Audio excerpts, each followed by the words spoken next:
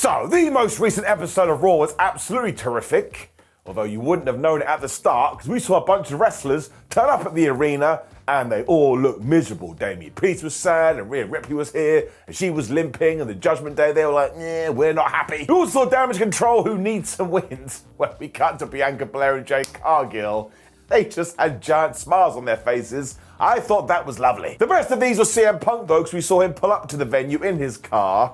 He was so frustrated when he got out of his vehicle, he didn't close the door. I've been thinking about this for the last few hours, and it's been driving me crazy. I mean, it's literally this. That takes no effort, close the door. Also, hello my friends, and welcome to Ups and Downs, the only wrestling review show you do need in your life. And you can go watch other ones, that's fine. It's your life. We do take the finger of power, and we give the good bits an up and the bad bits a down. So let's strap ourselves in and go for a ride. Punk went straight to the ring as well. And you wanna know why?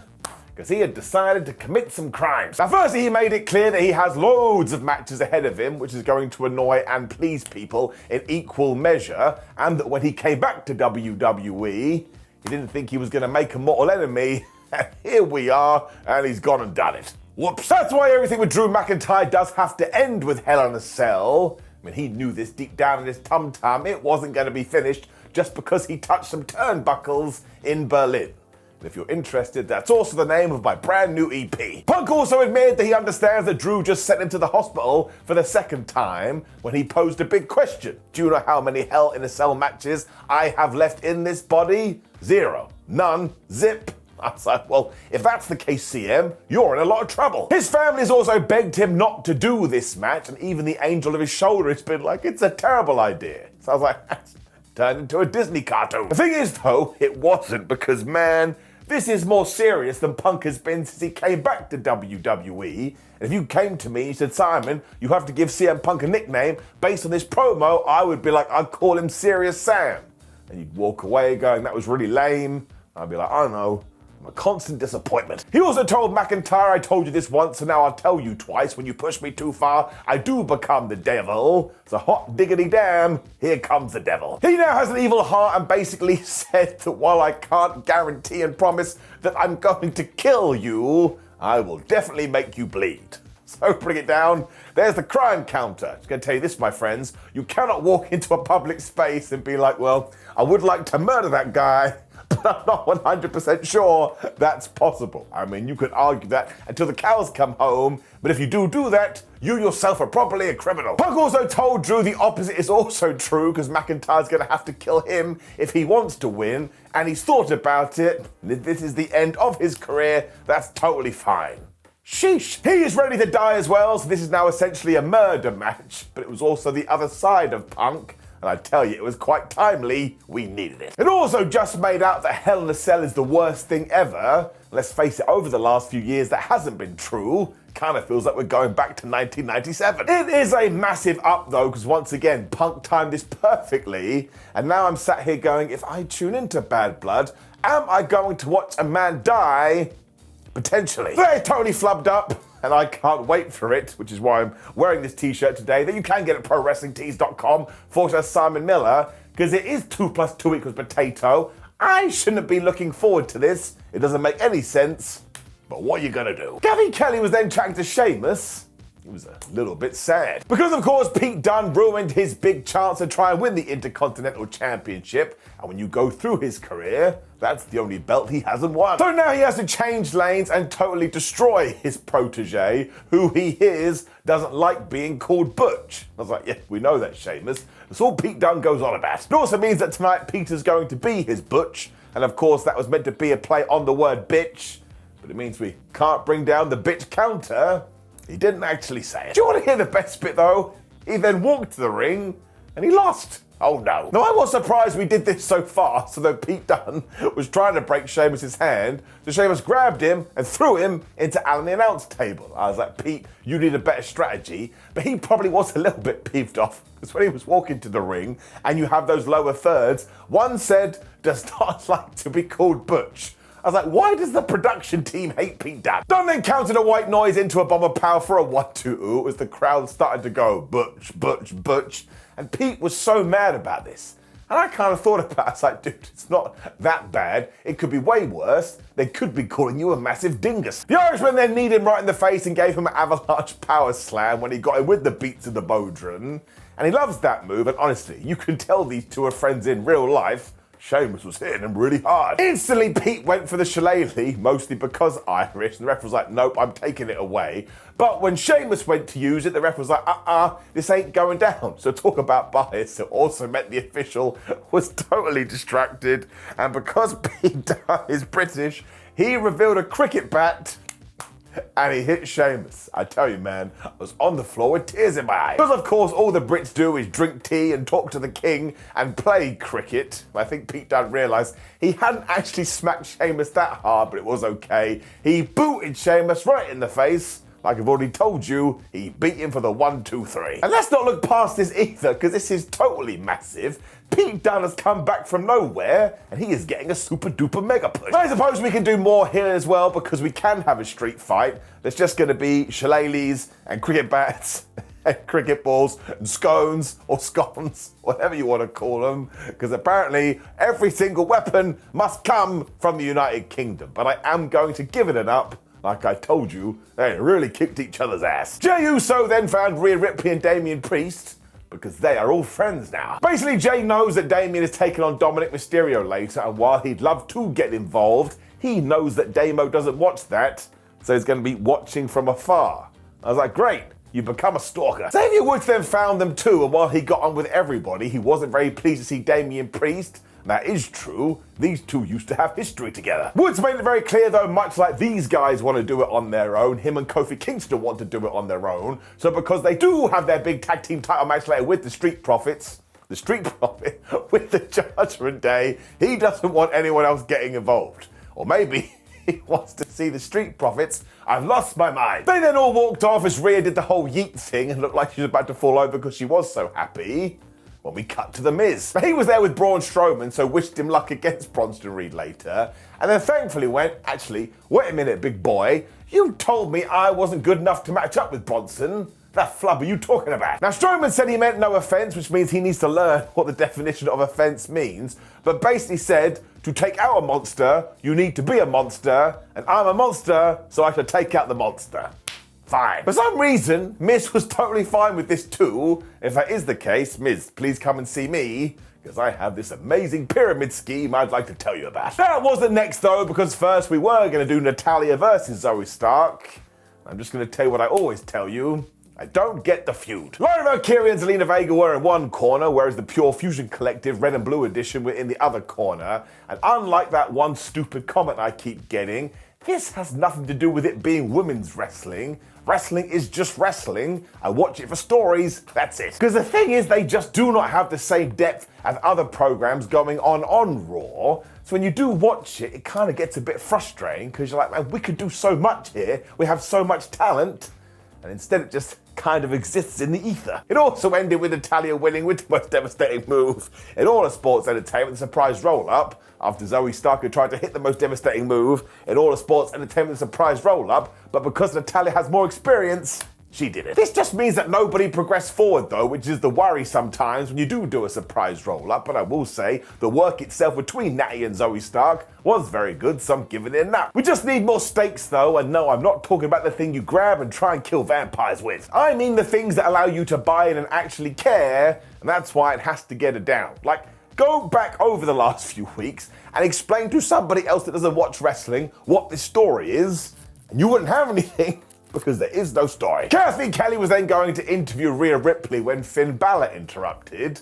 And I swear, this dude must have a death wish. Because Balor made it clear she's just as bad as Damian Priest, and she used to walk around going, oh, it's all about family, but she only cared about herself. That's why Finn never became the world champion. He also admitted he was the guy that went to Dominik Mysterio and was like, yeah, you should cheat on Rhea Ripley with Liv Morgan. I was like, Balor, she's going to rip your head off. Ripley shot all of this down though and was all like, man, you could come up with whatever narrative you want in your head, but you ruined the Judgment Day and I ain't gonna forget it. This is when Jey Uso walked in Good timing. He asked if there was a problem. This is when Balor went low again, because he was like, listen, dude, you should just focus on the Intercontinental Championship, because all of this is out of your league. Now he was, of course, talking about Rhea Ripley, and after Finn had left, Rhea went, man, he is right. And poor Jey, he was like, what? You think you're out of my league? That made me laugh. Of course, she was talking about the IC title. Just worry about that and forget about all this other gibberish. So I thought that was quite good, as we are establishing this relationship when Jey Uso decided, you know what, I shall make a big song and dance about this. And he went to the ring. We also learned that the Bron Breakker match is going to be next week, and Jey is all about this, because ever since he came to Raw and left the Bloodline, he has wanted that Intercontinental title. So we better go and get it done. Of course, Braun was just watching this from backstage, picking his moment because he is a wrestler, and that's what wrestlers do. And he was like, listen, Jey, at first I just wanted you to buzz off, but now I kind of get it. Because you want to prove to your family that you are worthy of such a success. But here's the deal, bro. You have been in WWE for 14 years, and you ain't ever won a singles title. I've been on the main roster for 6 months, and bing bang, I've already done it. So essentially, you suck. Braun also did this without his father, or without his uncle, or without his last name. Because when you're talking about family, this championship is his family. I was like, Braun, that is a really weird thing to say. And also, when you break it down, it's a little bit seedy. Breakker is now going to expose all of Jey Uso's flaws next week, when Jey must have been inspired by CM Punk earlier, because he got serious. Because he totally gets it, he can see the dog in Bron's eyes and know how talented he is. But yeah, you are right. I've been on this main roster for decades, and you've only just got here. And I tell you, as good as you've been so far, it's gonna be over as fast as your NFL career. Shots fired. Bron was so mad that he attacked Jey Uso and he tried to hit a spear, but actually Jey was the one that hit him with a spear. And as the commentator said, it's the greatest sentence ever, Bron Breakker has never been hit with a spear before. Like, I don't think that was impactful as you were expecting. It's also a little bit worrying because the adage has always been, he who stands tall on Raw will not win the Intercontinental title match, but I actually think we have something with these two, and if you want to build it into a mega feud, it's right there. So they did a really good job in making me care about them and the Intercontinental title, which has been totally rehabbed. So I take my finger of power, watch this. I give it an up. That's right, we got foam hands. The problem is, we years ago made the stupid up graphic green, so you can't even say it, and it just looks like I'm wiggling something invisible around. It's the story of my life. Iyo Sky then found Bianca Belair and Jade Cargill in the back. She doesn't care that they're good guys. She's like, oi, you Bianca, you come and talk to me. Why are you facing Kairi Sane later when she doesn't have an eye? Now, Bianca made it very clear this was presented to her by management, and she doesn't turn down challenges because she is the EST and she'll whoop anybody's butt. She did have an idea though, because she was like, well, if your partner is injured, why don't I face you instead? And Iyo was like, that's a great idea. It's on for later. Now, we did have a tag team title match before this. I think it's the first time in like 3 months that the Judgment Day has defended these things. Let's not do that again. They were facing the New Day though, which also made me chuckle because it was Day versus Day. It's Judgment versus New. And honestly, everything Xavier Woods and Kofi Kingston are doing at the moment is so damn special. Like, I think it ties into their 10-year anniversary, but it's totally had me compelled. Now, the New Day were doing so good too until they got destroyed by the most powerful force in all of sports entertainment, the commercial break. I mean, it's every single week, and yeah, when we came back from the advert, they were getting whooped. Eventually, Kingston was able to hit the SOS to get the hot tag to Woods, who had a warm hand, and he hit a sit-out bomb of power onto JD McDonagh, and he got a 1-2-0. Of course, as soon as they came close to winning, out came the street trash, but this is when the LWO were here as well to create that balance, and Xavier was not happy at all. This is exactly what he didn't want. Now, McDonagh was able to use that distraction to hit a surprise roll-up, but it didn't work when Kofi Kingston did the big old trust fall onto everybody. But because there was so much chaos happening, the referee was distracted. So Xavier was able to hit his big elbow drop, and he had the 3. But this was the opposite of Sesame Street. There was no one there to count. Woods then tried for the backwards, or the most devastating move in all of sports entertainment, but he hadn't realised that Finn Balor had secretly tagged in, so the Judgment Day murked him, and Finn hit the coup de grace, and the damn Judgment Day retained their titles. And there was loads of fallout to this as well, because Xavier actually got mad at Kofi and basically pushed him away, And when they were in the back, he was freaking out at the LWO when Kofi walked in and said, dude, I asked them to be out there. I knew what the Judgment Day was going to do, and I was 100% right. Woods didn't understand this at all because, of course, they never needed help when Kingston said, yeah, but that's when we had Big E. And honestly, Xavier, who reacted to this, was so damn good, he was like, oh, I see. So it's just us two now, because you don't think I'm good enough. So my poor heart was just breaking, especially when Woods was like, if you did respect me, you would tell me the plan. So it is just a round of applause to these guys. I mean, they've already had to pivot with the story once, and they're still pulling out bangers. Woods then stormed off because he's totally done with this, and once again, do not forget, this basically is tying into their 10-year anniversary. So I don't think this is going to be the traditional WWE breakup, and nor should it be. Like, I'll definitely take a match between the two, because oh my gosh, my heartstrings will be pulled over the place. But this is most definitely getting an up. Both guys are totally killing it. In between all this, we also got a White 6 video, and I've decided the best way that I can represent this is by doing a dramatic reading of all the sentences that came up on screen. Even now, the words of Red grow stronger. Whispers, like 1,000 voices, screaming in silence, guiding the knife until our hands are one and the same. You speak, and we follow. What the flub are they going on about? We then got a big video for Bronson Reed, as we pretended we were going to have a match. But actually what we did get was the greatest thing I've ever seen in my life. Because it really was big men slapping man meat. The first thing that happened is that Bronson ran at Braun, who got out the way. So Reed totally destroyed the ring. Like, he pulled at Tina the turnbuckle, and she came away from her home, and the whole ring was basically dead. It somehow then got even better because Strowman was going to do his choo-choo train move when Bronson Reed, and I kid you not, this is what happened, grabbed somebody from the crowd and threw him at Braun Strowman. I was like, that's it. It's been a great old run, professional wrestling. Thank you very much for coming, but we actually peaked, and therefore we're going to retire the whole thing. Also, a one goes on the crime counter.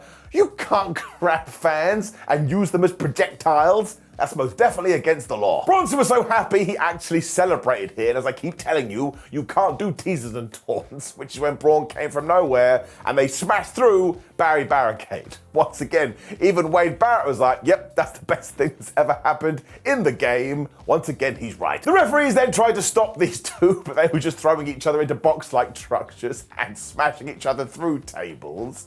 And if this doesn't end with some kind of last man standing match at Bad Blood, what the flub are we doing? They then decided to bring this even higher though, because they went careening through this damn wall that basically exploded, and all these objects came from the sky. Listen, this only goes on for about 5 minutes. You have to watch it. It's the best thing you'll ever see in your life. Finally, medical personnel came to check on these two that were just lying dead on the ground. And man, screw matches, screw winners, screw losers. Just let them do this until the end of time. And I tell you this for free, you don't have to pay for it. I will never get bored of it. So I just want them to find ways to outdo each other every single week. This was like Looney Tunes.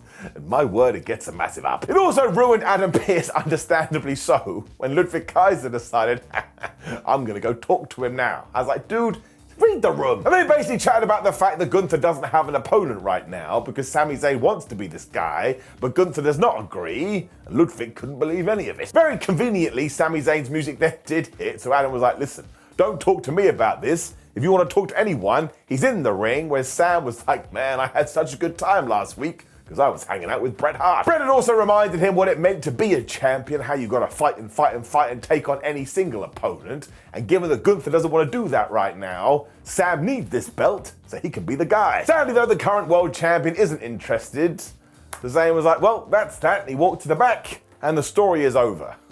That didn't happen. Instead, he tied it into his WrestleMania match though, because Gunther is scared. Sami was able to beat him a few months ago, so now that he does have the big belt, he doesn't want to lose it. Now the logic here is great, but shouldn't Sami just go out there and win a bunch of matches? And then Gunther will have no choice but to say yes. Ludwig Kaiser soon interrupted, so he didn't listen to Adam Pearce at all, poor guy, and he made it very clear. Gunther isn't scared of you, you absolute buffoon. He just doesn't want to embarrass you beyond belief. Kaiser then went in on Sami and said, listen, your WrestleMania moment was the best part of your career, and for the first time your family looked up to you and not down. but you should be cherishing it and not ask for a round 2, because once again, you're probably gonna die. Sam then came back massively because he was like, why are you even speaking for Gunther? Because you want the same thing that I do. You want to be the world champion. I mean, that's why you went and murdered Giovanni Vinci, because you wanted to stand on your own 2 feet.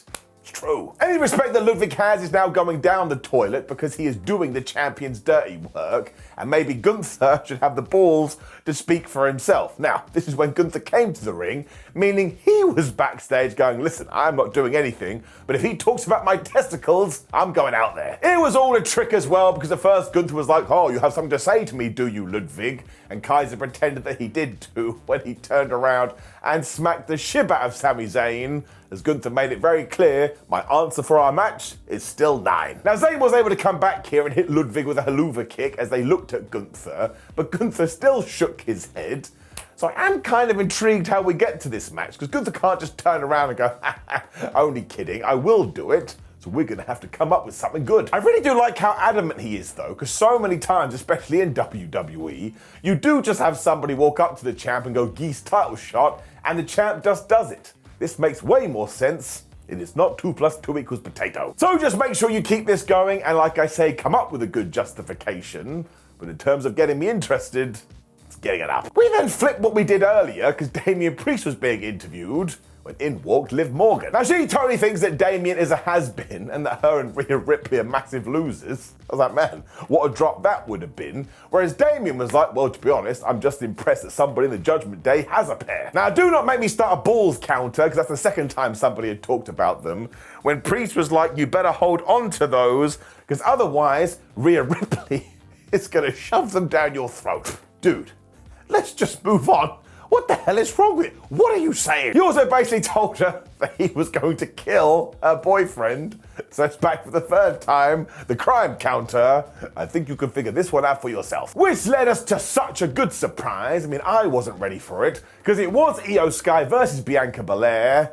And ooh da lally, Iyo Sky won. This also totally ruled because these two smashed each other. And listen, we have seen them have matches before, and they're always good. They should have a forever feud. They just get it. This also goes back to what I said earlier, because there was nothing major here, but it was Iyo Sky trying to protect her friend and building up to a tag team title shot. That's all I need. They basically started off with a stalemate when Bianca Belair started to throw Iyo Sky around. And I was like, man, I hope you fight forever, or for the allotted time you have been given for this Raw match. Belair then got the 10 punches in the corner, and we'd also seen that in the tag team match, so keep bringing those 1980s moves back. When Sky got back into this with a Meteora, and that's when I knew this was gonna cook. The Bianca Spinebuster was hilarious too, because she killed Iyo, but when she went for a press slam, man, Sky was able to reverse that into a German suplex. Sie sind sehr gut Ringer. Sky was then able to hit a dive, which was a terrible idea, because Bianca hoisted her up into the suplex position and threw her in the ring when she went for a 450. Now, Belair missed, but seriously, answer me this question, my friends. What can't she do? Now, yes, sure, the answer here was hit it, because like I said, she wasn't able to do that. And when Iyo Sky went for the moonsault, Bianca got her in the KOD position, when Iyo reversed it into the most devastating move in all of sports entertainment, the surprise roll-up, and she got the 3. I popped out my chair. Now, it does still suck we got 2 surprise roll-ups on one show, because when you do a singular one, it just hits harder. But I am taking that and throwing it out the window, because honestly, these two, like I keep saying, are so damn good together. And now that Iyo Sky did win, you can start building to the tag team match. This was absolutely excellent. I had a very good time. Let's get it up. When we cut to this video by American Made, it was so damn good. They were in a Jeep, they were being deliberately obnoxious, and they had the stars and stripes. I will take it. Now, I have no idea what we do with them next, but they are such good idiots. And this Chad Gable, people keep saying he is the next Kurt Angle, but he really is, because he can give you amazing matches in the ring, and here, well, he was borderline hilarious. We also then learned we are going to get Ludwig Kaiser versus Sami Zayn next week. When Ludwig was yelling at him again, he was saying, man, you go on about friends and all of this, but you and Kevin Owens, who is supposed to be your bestie, you turned on each other time and time again as soon as you thought either one of you could win a championship. And I was like, well, that was more KO than Sam, but you make a good point. Ludwig then decided it just proves that Sami Zayn is a big jealous James, when he was like, also, Kevin has done what you could never do, be a world champion. because I'm a massive nerd. I was like, oh, go back to the Kevin Owens Sami Zayn feud and let them have a massive match at WrestleMania. Like, I knew they'd do it at WrestleMania 37, but that was the old regime, and you just know the new regime would do it better. Ilya Dragunov then congratulated Jey Uso for some reason when the Judgment Day surrounded him, and Ilya was like, listen, I tell you who I respect, and it's not you guys. So I guess we're gonna do something with the Judgment Day and Dragunov, although I have no idea what that is. I mean, Ilya could get a tag team partner and go after the tag team championships, but who would that be? I mean, it could be Jey Uso. If he doesn't win the IC title, I don't know. When we got to our main event of Damian Priest versus Dominik Mysterio and his moustache, and all the usual culprits are out there too, but once again, do I like the way we booked Damian Priest? He killed this guy. It also goes to show that Dom totally understands his character as well, because he does just sell. And when Damian was going to hit him with the razor's edge, surprise, surprise, Finn Balor got up on the apron and he cast the distraction, and because Priest is a wrestler, he totally forgot he was doing and he went to get him. It caused so much chaos though, because of course it did, so the referee didn't know what was going on. This is when Balor was able to sneak up behind Damian and he pushed him into rear of the ring post. Dominik was then able to hit a tornado DDT for a 1-2 when he tried to chop Priest. This was the equivalent of hugging a wall. What were you trying to achieve? And once again, Damian took his med pack and he continued murder. He also hit the Falcon Arrow when he had the match won, but Liv Morgan put Dominik's foot on the ropes. I was like, man, this Judgment Day, they're just running amok. This was too much for Rhea Ripley though, and she tackled Liv and they went flying over out of the announce table, right into Wade Barrett. I mean, she gave her everything. The death then continued because Priest caught Dominik and threw him into Finn Balor, and he also took out Carlito. When Mysterio must have rubbed his facial hair because he increased his MP, he got the 619, but when he went for the splash of the frogs, he missed. Still to this point as well, the Judgment Day were all over the place. Damian just grabbed Dommy Boy and gave him the massive choke slam, and he beat him. Given these two have been feuding for a while, well, it was very cut and dry. I love it though, because you just look at Damian Priest, you're like, I really want to be your friend. Of course, Balor and Co had recovered by this point, so they started beating up Damian Priest, and Liv even pushed Rhea Ripley into Simba the Still Seps, and as commentator Joe Tessitore told us, this was disgusting. Now finally Jey Uso arrived, but talk about being a total failure, because he was already late, and before he got to the ring, Bron Breakker speared him out of his shoes. That was death. Morgan then hit Oblivion on Rhea Ripley, which felt like a big deal, as Finn Balor hit 3 coup de grace on Damian Priest. So you have to think when we get to the pay-per-view premium live event, the Terror Twins are going to win, but I just don't know. It is just a very well thought out feud though, and there's so much history here, and your biggest answer to all of this is listen to the fans. They were losing their mind over this, and it's not even for a world championship. Well, the women's world championship is involved, but the Gunther stuff was way before this. That's because WWE knows what they have here, as to why, and of course it meant the brand new Judgment Day was standing tall when Raw went off air, so for all these criticisms, well, they've turned it around, giving it an up. So this really was one of the better Raws of the year, because we took so many stories and we developed them, so now I'm very excited about Bad Blood, and I'm excited about Survivor Series 2, because you can see us planting the seeds. Let's get it up. Now, of course, please do leave me a comment below and let me know what you thought about last night's episode of Raw. Like the video, share the video, and subscribe. Click the video on the screen, which is ups and downs for Smackdown, so we can talk about the Cody Roman partnership, but otherwise, have a great day, my friends. I'll see you soon.